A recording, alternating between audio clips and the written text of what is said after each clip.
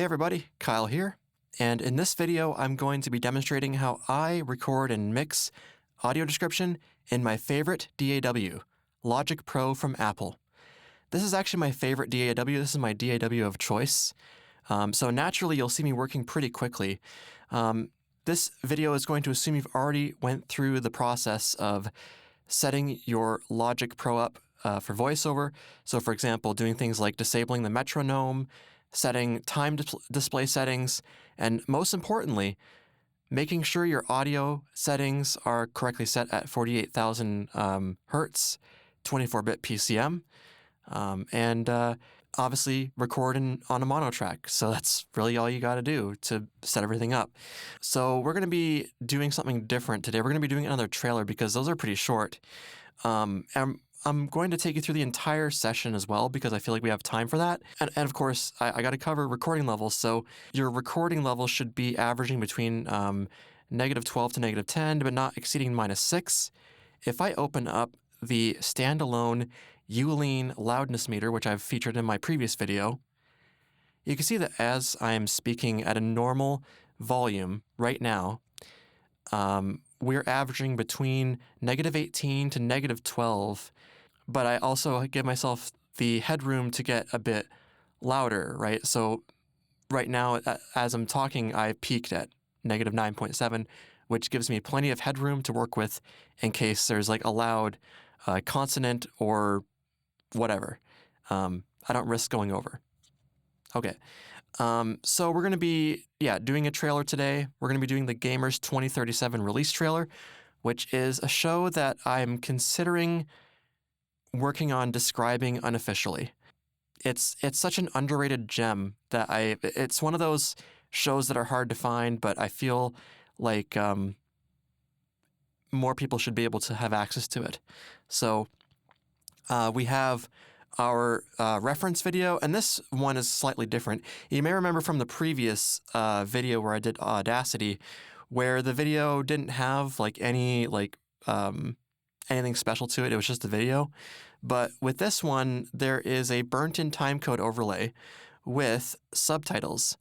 And that's a bit more of an advanced setup, and I might do a separate video on how I go about doing that. There's like 2 ways to do it. Needless to say, the way I went about it was I used a paid platform called Video to Voice, also known as Frasier, and they have a functionality that allows you to take an AD script and burn it into the video as a subtitle thing. So we have that. We also have our markers WAV file, and this is important because when you import a file into Logic, you have the option of also importing the markers that go along with it.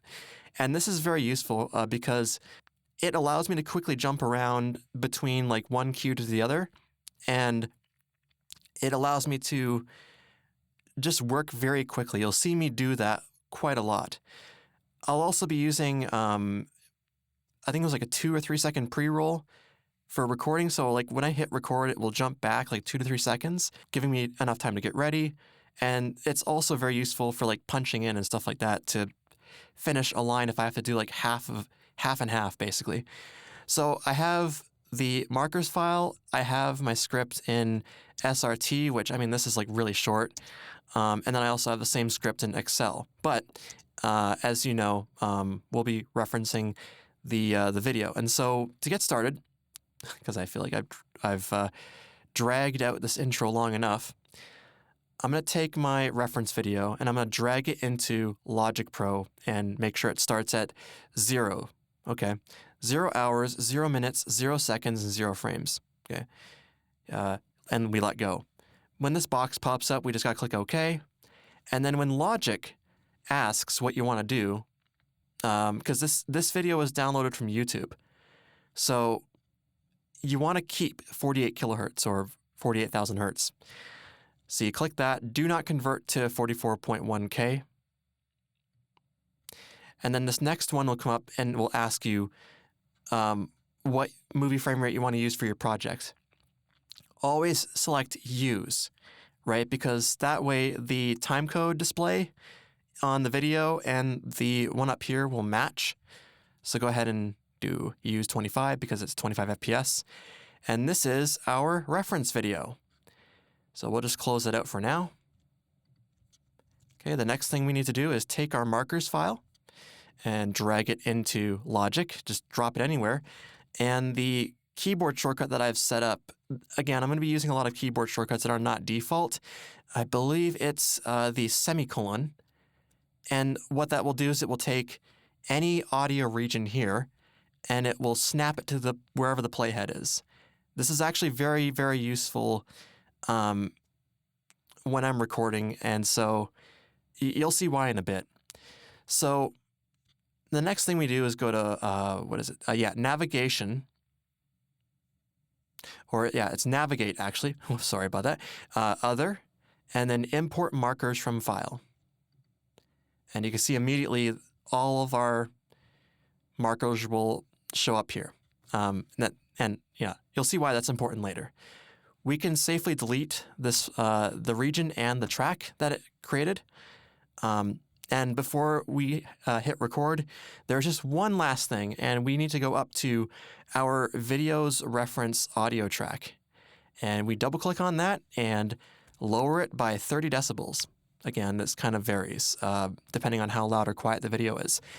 The reason for that is because we'll be recording to the video kind of more or less in real time.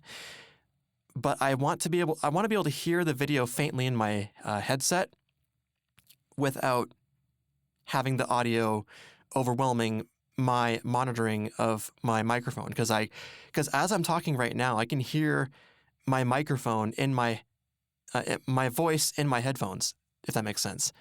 And as a recordist or a narrator, that's something you really should get in the habit of doing, is monitor yourself, right? Because that way you can spot all the little issues and correct whatever you got to correct.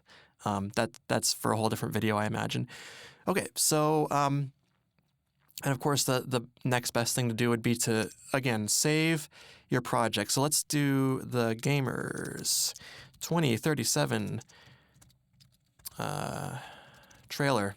And you're going to want to make sure you save periodically as well. Okay, let's double click this to bring up the reference video.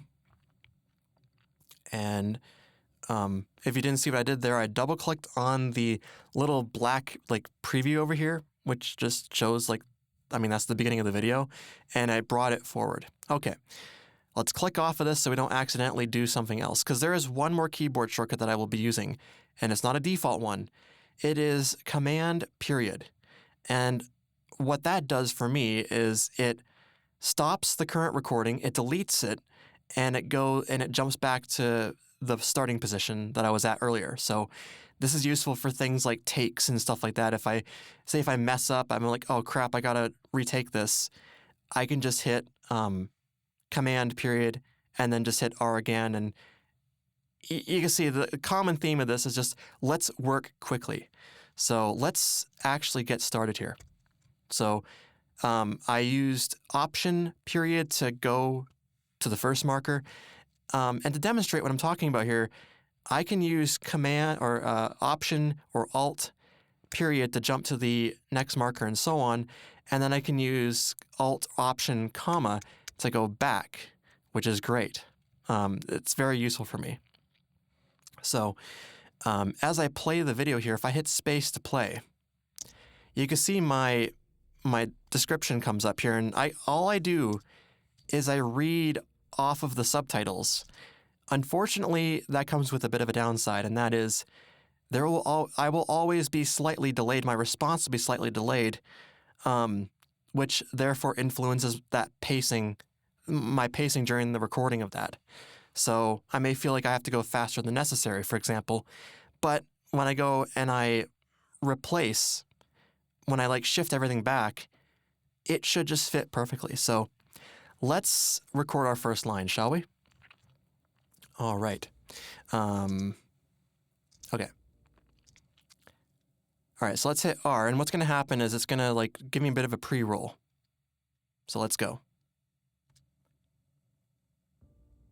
A dark-haired teen stands atop a set of stairs with a flashlight, then uses a touchscreen.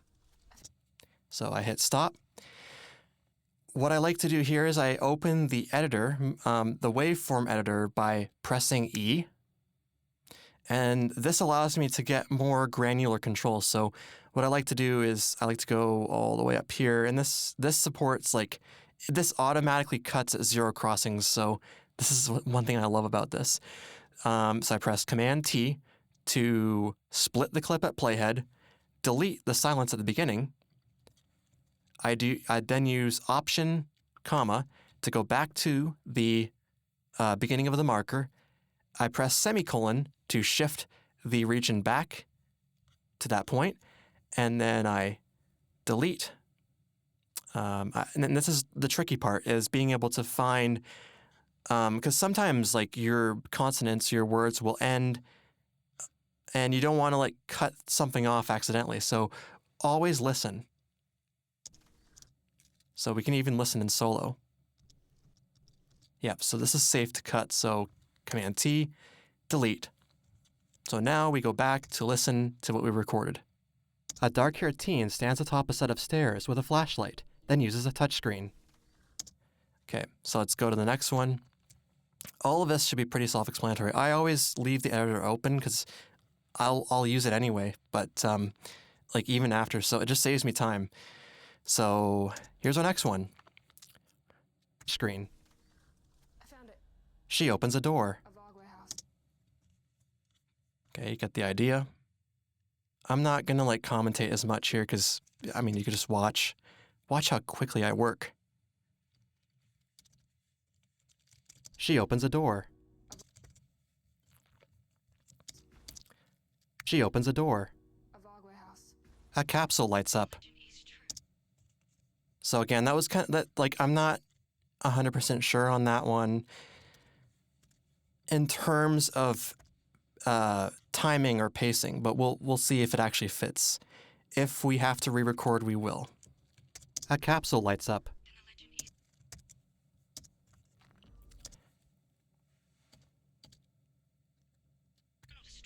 I can save everyone.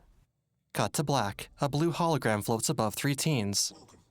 So this is a part where I could use Command period. And this is another technique I use, actually. So if I want to lock in a specific sentence, for example, I can do like my half and half approach, where I record, say, one sentence, and then I jump to the end of that and just like pick up where I left off. So let's use this line for an example. We'll just record cut to black, and then I can save everyone. cut to black.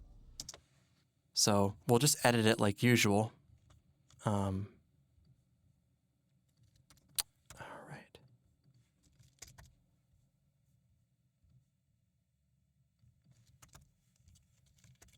Cut to black.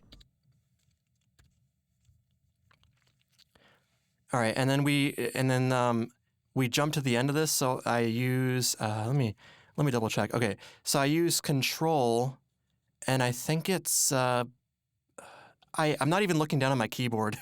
It's one of the, I think it's like the home or the end button.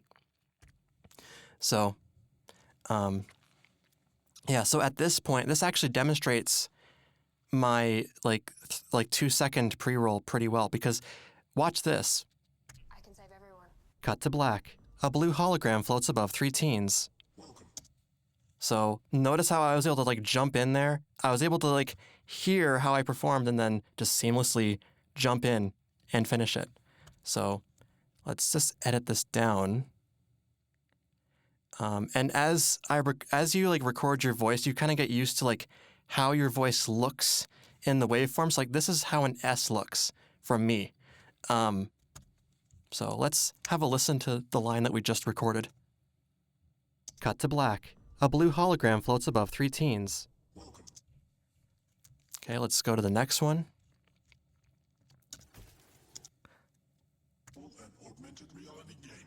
Symbols flash on display.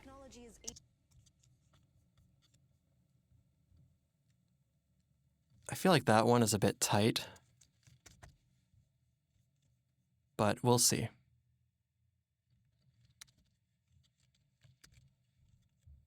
Symbols flash on display. I don't like how that sounds. Let's retry. It was a bit, I don't know how to explain it. Let's Let's retry that. Symbols flash on display. Let's do one more take. Symbols flash on display. It's display that I have trouble with.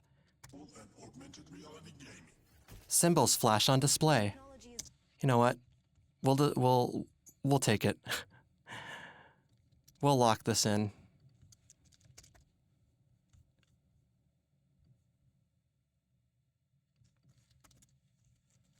Symbols flash on display.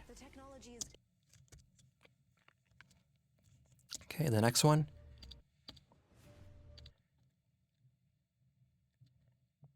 How many people have you lost in one of these things? A teen boy stands in a school gym in a supersuit. Trapped in there. Okay, this is a fast one. How many people have you lost in one of these things? A teen boy stands in a school gym in a supersuit. The people that are trapped.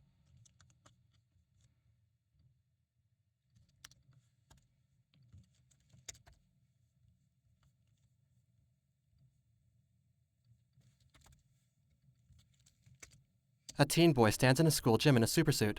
The people that are. All right. The searchers. So what? A redhead. Came in here thinking you'd. The searchers. So what? A redhead. Came in here thinking.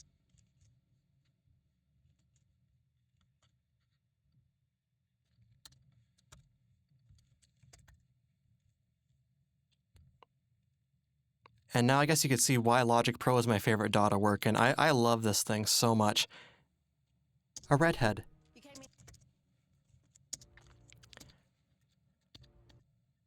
Came in here thinking you'd save the world. Dark-haired kite holds a family photo. It's not like.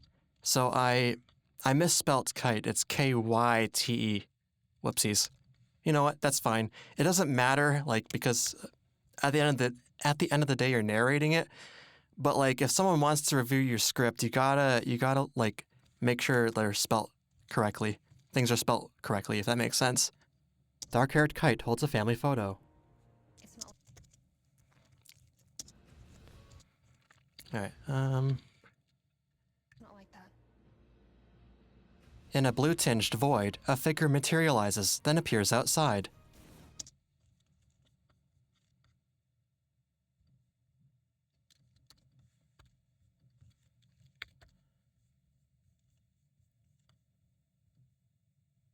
And my whole reason for being vague in that description is because I couldn't make out if it was because of the camera angle. I couldn't make out if it was Xeon, Kite, or Galahad. I mean, their suits are all like color coded. But yeah, I wanted to take a more like neutral approach to that, so I didn't want to like guess.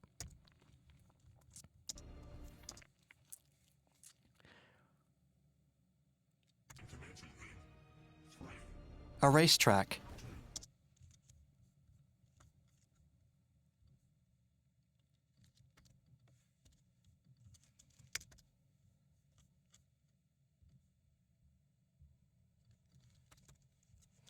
A racetrack.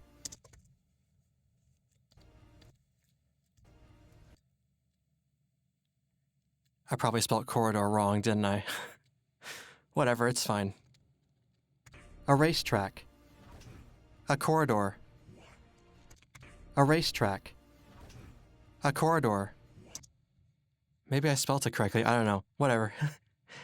It doesn't matter. As long as I know how to pronounce the words, that's what matters.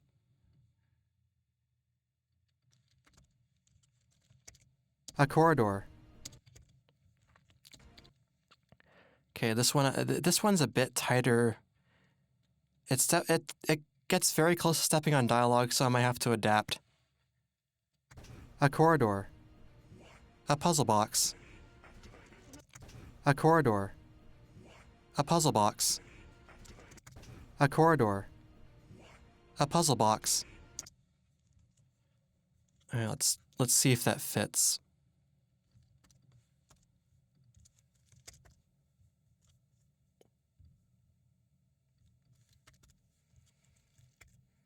A puzzle box.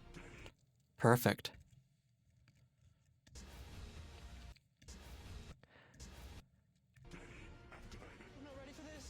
The redhead, Sion, runs in a maze. You've got this.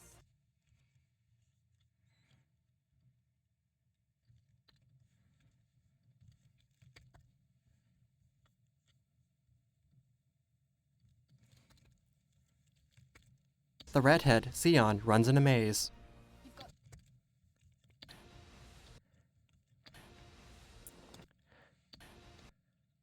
It's like a thunderstorm. Right, Sion? The teens run. A helicopter flies over a city. It's like a thunderstorm. Right, Sion? The teens run. A helicopter flies over a city. It's like a thunderstorm. Right, Sion? The teens run. A helicopter flies over a city.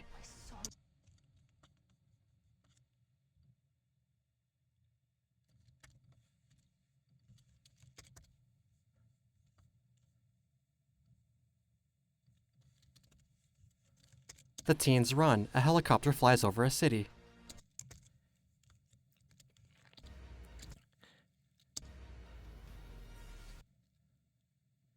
Back in the game and beat it. Sion levitates. A white orb spins through the air, and Kite stands inside the capsule.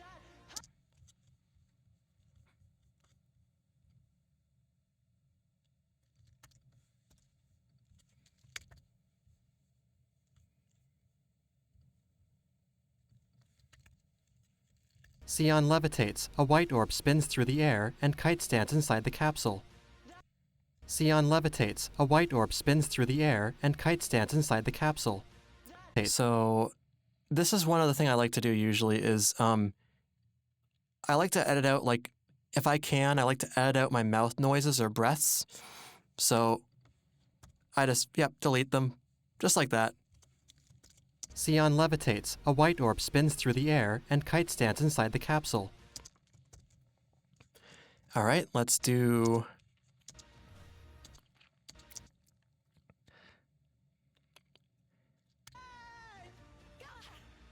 Xion hugs Galahad. A probe attaches to Kite's head.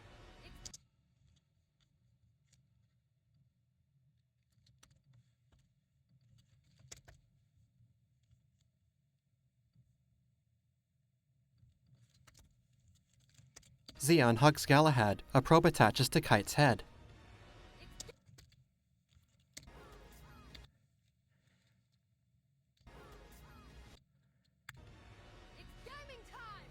A view twists and turns through a blue vortex. Xion speaks. What if we.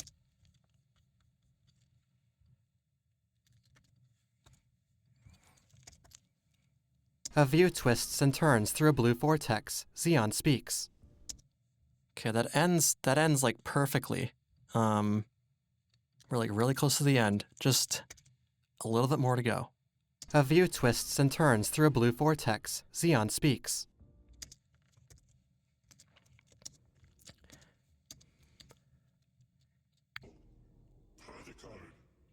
The teen... okay.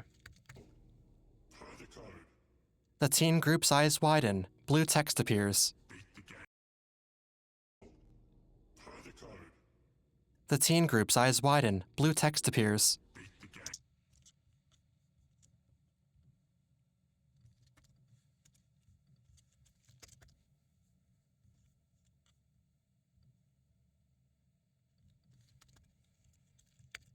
The teen group's eyes widen. Blue text appears.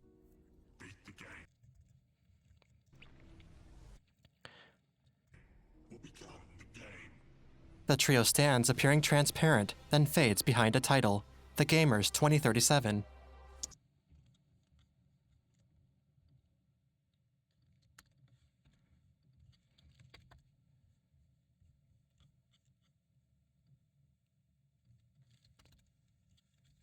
The trio stands, appearing transparent, then fades behind a title. The Gamers 2037.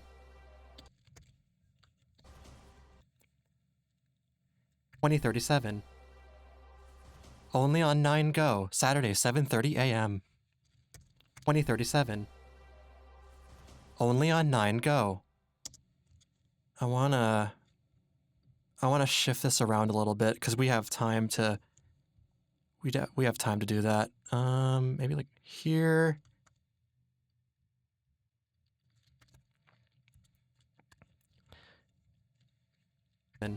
Only on 9 Go. Saturday. Only on 9 Go. Saturday, 7:30 a.m.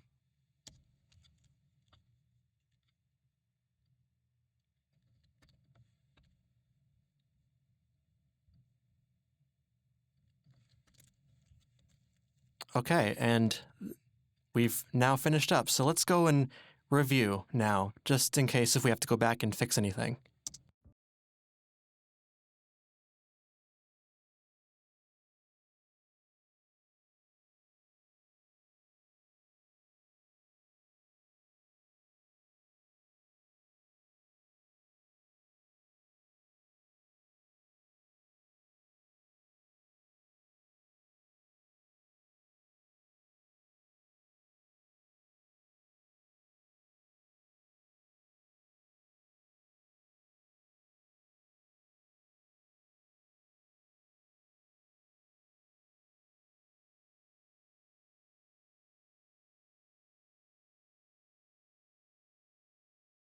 All right. So now that we've reviewed, what is our last step? Now, exporting your audio from Logic in the context of sending off a raw file to someone is actually pretty simple. It's actually easier than Audacity, if you can believe that. So what do I mean? Well, the first thing you want to do is select your track. So in my case, it's the AD track. Then you go up to File, then go to Export, and choose one track as audio file. Alternatively, it's Command E. That's a shortcut that I use a lot. So here it is, for example. Okay, no matter if you go through the file menu or you do Command E, you'll be brought here. Leave everything as it is. So range, trim silence at file end, file type wave, bit depth 24-bit. This, of course, will be grayed out because we're using a mono instead of a stereo or multi-channel. Leave all of this stuff unchecked. So, well, actually, in case you happen to have applied effects during recording or plugins, that's what they're called in Logic, check this to be on the safe side, although I don't need to. Uncheck this, include audio tail. Uncheck include volume pan automation, and uncheck include tempo information. These last few ones here, especially the audio tail and the tempo info, those are probably for things more geared toward music. So if you have like vocals with like a reverb on them. So anyway, under normalize, make sure you choose off as the option. It will always turn on overload protection, which I guess is a good thing. But for a raw file, you want to have that stuff like turned off to be on the safe side. And then uncheck this, add resulting files to project browser. You don't need that. So when you, let's save this to our 2037 folder for this one. So you click the export and it goes through and it exports your file. So let's go out and it names it as your track _1. We'll just call it the Gamers 2037 trailer raw. And there you go. This is your raw file. Let's open it up. A dark-haired teen stands atop a set of stairs with a flashlight, then uses a touchscreen. She opens a door. Okay. Of course, the last thing we want to do before we send any files off to a mixer would be open Uline. This will be your best friend, trust me. And then drag and drop your file over Analyze. And within seconds, you'll see that, yeah, we peaked at -9.5. And that's a good thing. So anyway, that's how to record and place audio description in Logic Pro. In fact, this was actually much longer. Let me see how long have I been recording for, actually? I've been recording for about 32 minutes. I practically took you through an entire recording session. So this in itself, I would say, may even serve as a how to record audio description course, but geared toward Logic. So anyway, thanks for watching. I hope you got some value out of this, and I will see you in the next one.